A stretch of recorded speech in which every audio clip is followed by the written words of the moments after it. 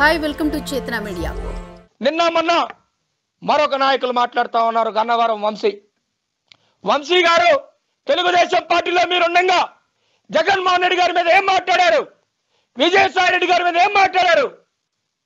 తండ్రి చనిపోతే శవాన్ని ఇంట్లో పెట్టుకొని ఏ నాయకుడైనా సంతకాలు సేకరిస్తారా ముఖ్యమంత్రి పదవి కోసం అని చెప్పేసి మాట్లాడలేదా? మీరు మీ భార్యని కోర్టుకి ఈడుస్తా అని చెప్పేసి మీరు మాట్లాడలేదా?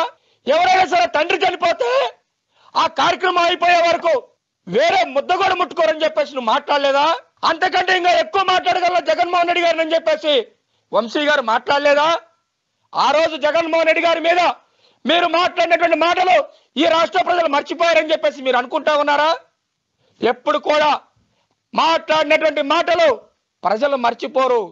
అయినా కూడా ఈ సందర్భంగా రాష్ట్రంలో ఉన్న ప్రజలకి జగన్మోహన్ రెడ్డి గారి మీద ఏం మాట్లాడారో నేను తెలియపరచదలుచుకున్నాను.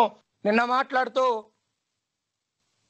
తెలుగుదేశం పార్టీ ఏదో బిర్యానీ ప్యాకెట్లు ఇచ్చి మాట్లాడిపిస్తున్నారని చెప్పేసి ఒక ప్రెస్ మీట్లో మాట్లాడుతూ ఉన్నారు.